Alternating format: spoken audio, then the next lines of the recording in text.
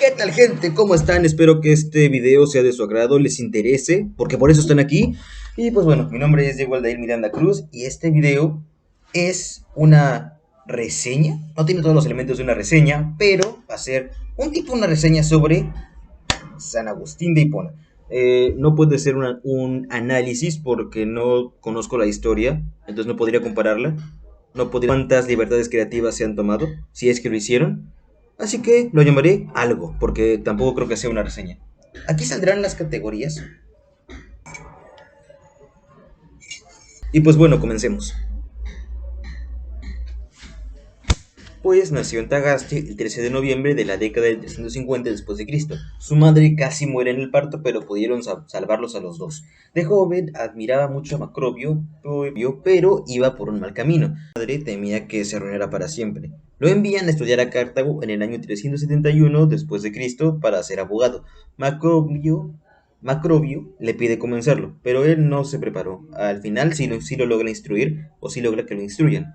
Se enamora de una sirvienta de su edad llamada Cálida, se hace amigo de Valerio, le dice que se esfuerza y nunca mendigue ayuda, y se vuelve un gran abogado. Cree en el peso de los hechos sobre las palabras y no cree en el bautismo ni en la religión.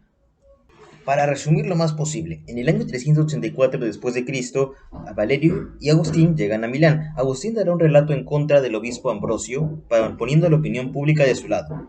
Tiempo después, Cálida, su conviviente, su madre y su hijo llegan para reunirse con él, pero Cálida cree que es un estorbo, así que se marcha y lo deja solo con su hijo. Las fuerzas del emperador quieren tomar la basílica, pero los creyentes se oponen. Realizan una tremenda masacre. Agustín queda horrorizado y duda de la verdad. Confiesa ante todos en su discurso en contra del obispo Ambrosio toda la masacre que ocurrió en la basílica aquel día. Bien. Se descompensa y tiene alucinaciones. Se despierta y lee la Biblia. Acude al obispo Ambrosio y él, en lugar de decir te lo dije, por todo este conflicto que había existido entre ellos, lo acoge y lo perdona. Él finalmente ve a Dios y se convierte, bautiza y encuentra la paz. En el 405 debate con los donatistas. Ambrosio le dio tinta y no termina de usarla hasta el día que invaden Hipona en el 430 después de Cristo. Y por último, en el 430 después de Cristo hay unos vándalos en las afueras de Hipona, la cual termina en ruinas, y solo quedaron los libros de Agustín. Como verán, esta película no nos cuenta demasiado sobre cómo fue el trayecto de San Agustín desde que se volvió creyente hasta el día que invadió Hipona. Solo un conocedor podría analizar los hechos del filme. Entonces, aquí termina. Pues no, seguiremos con 4 temas importantes que pues encontré de la película y que me gustaría compartir con ustedes. El número 1, los hechos y la fe. ¿Por qué digo esto? Porque tener fe no simplemente significa, o por lo menos yo no lo relaciono únicamente con la religión, sino con creerle a la otra persona o tener fe en que esta afirmación es real. A Agustín le costaba creer en todo esto porque no tenía pruebas. Sin embargo, a pesar de no creer firmemente desde el principio, sí se cuestionaba a veces de si importa la fe cuando ésta puede darnos tranquilidad sobre la inexistencia. Le daría una señal. El segundo tema importante considero que es el propósito. Como podemos ver, Agustín desde un inicio tenía un propósito claro, que es ser un abogado, después un orador, pero mantenerse dentro de este campo o de este rubro. Por mucho tiempo se le ve perdido por la vida, incluso después, en el año por ahí de los 380 después de Cristo, cuando decide irse a Milán buscando un propósito, tampoco, cuando decidió ser un autor independiente que escribió sus propios libros, tampoco, y solo encontró un verdadero propósito cuando se le mostró esta revelación, esa señal por parte de Dios, y pues se volvió creyente. Aparte, Ambrosio le da a Agustín un envase con tinta para escribir y le dice que no pare de escribir libros y nunca se detenga hasta que termine con toda la jarra o con todo el recipiente. Y para un punto de la película, cuando Agustín ya es mayor, todavía no lo hace. Y no es hasta el año 300, al año 430 que termina de usar toda la tinta y su labor y su propósito en este mundo por fin termina. Y pues de acuerdo, el siguiente tema que me gustaría resaltar de la película es la codicia y el egoísmo. Me limitaré a responder que la encuentro en tres situaciones. La primera de todas sería cuando Agustín abandona a su familia de nuevo en esta ida a Milán o en este viaje a Milán que realizó, dejándolo todo atrás para ser un orador en Milán.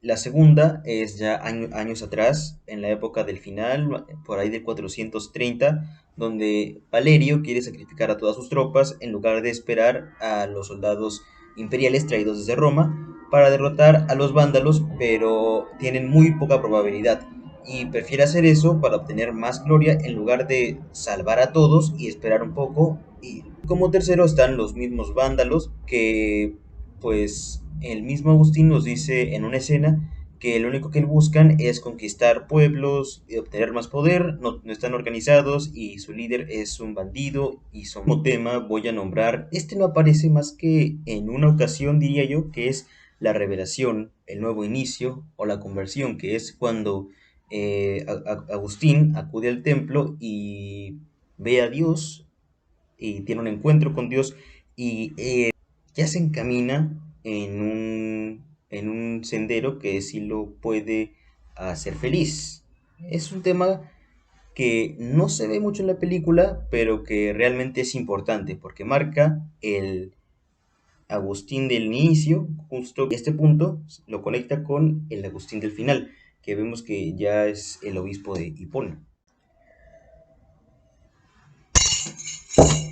Lo siguiente que haremos será dar un pequeño resumen de la película, no en orden cronológico, sino en orden de los sucesos que nos van mostrando. El inicio es agosto del año 430 después de Cristo en el norte de África y hay vándalos queriendo invadir Hipona.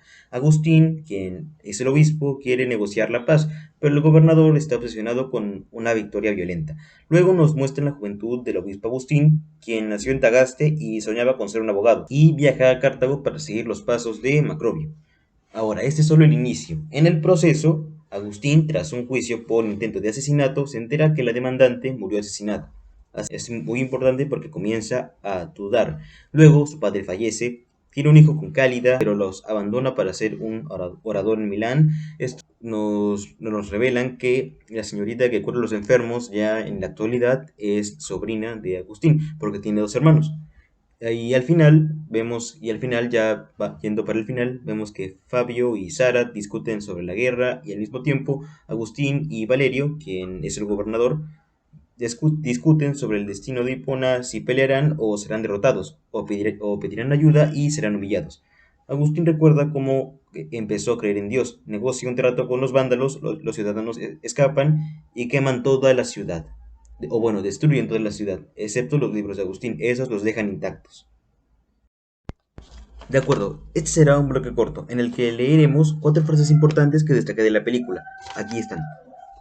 Dios es más hermano que ningún hermano, más amigo que ningún amigo, más amante que ningún amante. La segunda, solo luchas para aumentar tu riqueza. ¿Qué es eso sino un bandido, sin leyes, sin unificar al pueblo? Tu obsesión es una corriente de pueblos conquistados. La tercera, quien no esté con nosotros, está contra nosotros. Y la cuarta, el hombre no encuentra la verdad, debe dejar que la verdad lo encuentre a él.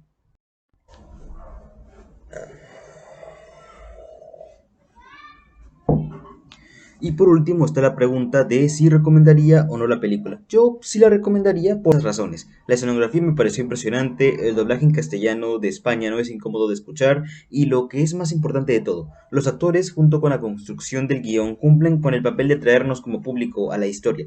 En pocas palabras, es interesante de ver, porque no se limitaron a narrarnos la historia de San Agustín hecho por hecho, le dieron momentos de dicha, dolor, soledad, confusión, lo que podríamos resumir en un cambio gradual a lo largo de la historia. Porque existen ejemplos en los que un filme, que debe ser históricamente correcto, exacto, fracasa debido a su pobre desarrollo de personajes y a no ser más que la versión actuada de algo. Como la película de Bajo la misma estrella, pero esa sí fue medianamente disfrutable. Hablo de la película Cristiada, por ejemplo, que para mí fracasó terriblemente. Pero para terminar, me gustaría aclarar que si queremos hacer un producto basado en alguna época en específico, tipo la Revolución Francesa o la Primera Guerra Mundial, es mucho mejor crear nuestra propia historia y en vez de guiarnos o en vez de aferrarnos a la de alguien más. O como por ejemplo en la serie peruana El último bastión. Aquí los personajes principales son ficticios, pero viven la realidad de la época y conviven con estos héroes y personajes de la emancipación. En fin, sí recomendaría la película por todo lo antes dicho.